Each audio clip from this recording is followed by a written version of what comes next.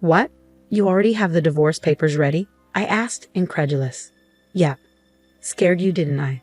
Lance replied smugly. I'm always ready for this, so you better think twice about what you just said. With that, my husband Lance stood up and went into his room. My name is Alice, a 28-year-old office worker. I married Lance a year ago after meeting him on a blind date. He pursued me, and after dating for a year and a half, we tied the knot. In hindsight, I might have rushed into marriage, driven by a vague desire to be married and have children before turning 30, so I accepted his proposal.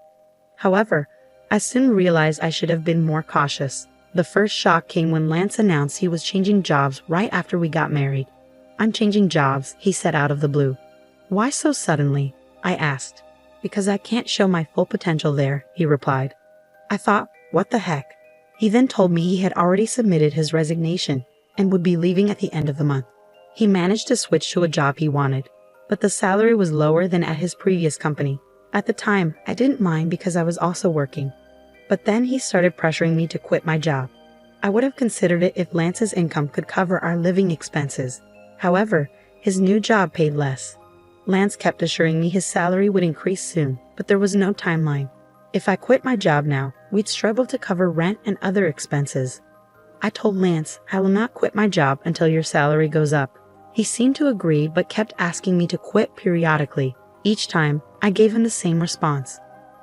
Now, a year into our marriage, his salary still hadn't increased, yet he persisted. I was tempted to sarcastically say I'd quit, but then tell him I was joking and couldn't quit yet. If he wanted me to quit so badly, he needed to earn more money. He should focus on his own work before pressuring me.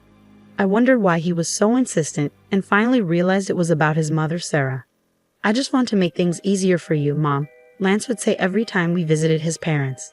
Sarah would reply, Thank you, Lance. That's very kind of you. Lance would then glance at me, silently pressuring me to quit my job to take care of her. But Sarah wasn't ill. She was healthy, active, and financially independent. She enjoyed her hobbies and social life. If I were in Sarah's position, I'd be insulted at the implication I needed care. But Lance still wanted me to take care of her. Oh, if only one of us were home during the day, we could check on Mom every day, Lance would say. He wanted me to visit his parents' house daily. I asked him, Sarah is still in perfect health, so what do you want me to do? Lance replied softly, There are plenty of things you can do. Housework, running errands, helping her out. But with Sarah's part-time job and social activities, she isn't home much during the day, right? I countered.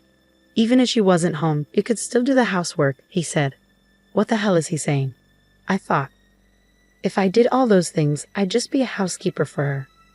Lance wanted to look good, especially in front of his parents. If he wanted to take care of them so badly, he should do the housework himself. I didn't have time for Lance's petty pride, so I didn't quit my job, nor did I visit my in-laws on my days off, except during holidays like New Year's. Come to think of it, Lance often gave me orders when we visited his parents together. He'd tell me to clean up, help his mom, or run errands. But I never did anything on my own. When I would say, Don't you know more about this area than I do? In response to being asked to go to the store, he would reply, There would be no point if I do it. I never understood what he meant by that. It seemed like he just wanted to make his wife obey him and feel good about how he was taking care of his parents. Gradually, that's how I started to see Lance. Was it because he wanted to look good rather than actually caring about me? One day, I boldly asked him, Why don't you try to help or quit your job to take care of your own mother? He looked extremely uncomfortable and disgusted. That's not something I'm supposed to do, he said.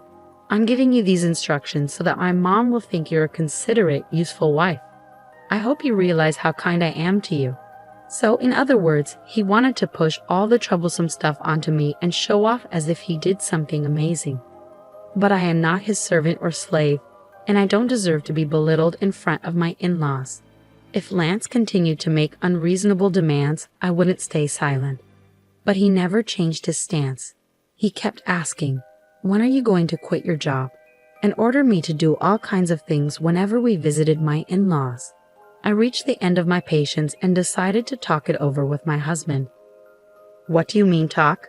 He asked. I thought we should discuss our future. Huh?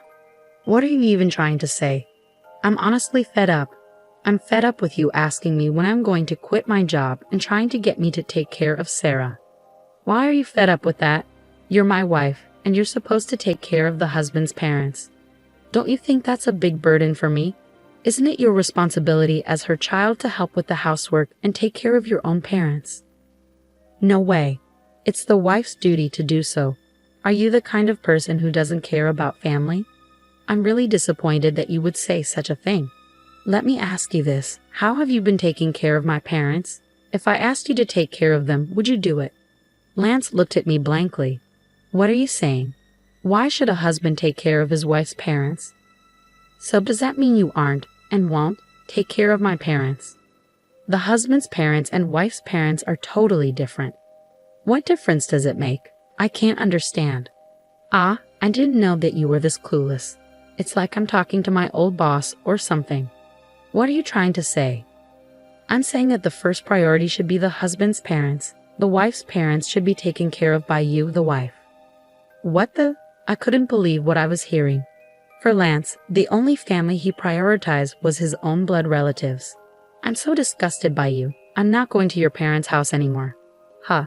Why would you do that? Enough is enough. I'm the one who wants you to cut the crap. No way. How dare you talk back like that? My mom's right. Huh. Mom said you're a bad-behaved wife. That's why she gave me this. Lance pulled out a piece of paper from his bag. It was divorce papers. What? You already had the divorce papers ready? I was surprised, but Lance looked proud of himself. How's that? I scared you, didn't I? Because I'm ready for this at any time, so you better cool down and reflect on what you just said. With that, Lance got up and went into his room. No way. Why is Lance so selfish? His triumphant look made it clear he was using the divorce papers to threaten me into obedience. The fact that Sarah had prepared the papers confirmed my suspicion. Lance is a mama's boy, doing whatever Sarah says and trying to boss me around. I won't let him get away with this. Our marriage was already over. His lack of common sense made me even more irritated. Lance had already filled out the divorce papers and handed them to me. The witness column was signed by Sarah and his friends, so I could sign and file the divorce papers anytime I wanted. The next day, after Lance left for work, I filled out the divorce papers and submitted them to the city office. I also filed a notice of non-acceptance of the marriage certificate. I called my parents and explained the situation, knowing Lance might try to refile the marriage certificate if he heard about the divorce. My parents were surprised I had already filed for divorce, but were outraged by Lance's behavior. They offered to help me move my things anytime. I took a paid leave and had my parents come over to move all my stuff while Lance was at work. I decided to stay at my parents' house for a while. For the first time in a long time, I felt comfortable. Lance never did any housework. I was the one cooking, cleaning, and doing laundry, and he wanted me to take care of his parents too. It was impossible. That night, Lance called. Hello? Hey, where are you right now? I'm at my parents' house. Huh? Why the hell would you go back to your parents' house without my permission? And there's none of your stuff here. Don't tell me that you're staying the night over there. I almost laughed out loud. He really thought I was just staying over when I had taken most of my belongings with me. I moved out of the house. I'm not going back. Huh? What the hell are you talking about? Come back here and make me some food. Please prepare it on your own, I said, and hung up. I couldn't even talk to him about filing for divorce if he was going to be like this. So I decided to wait for him to come here and blocked his number. A week later, Lance finally got impatient and came to my parents' house with his parents. All three of them had grim looks. I led them into the living room, facing each other 3 versus 3. How could you be like this? I can't believe you would be gone for such a long time without my permission. Well, that's because you tried to use me as if I was your housekeeper, right?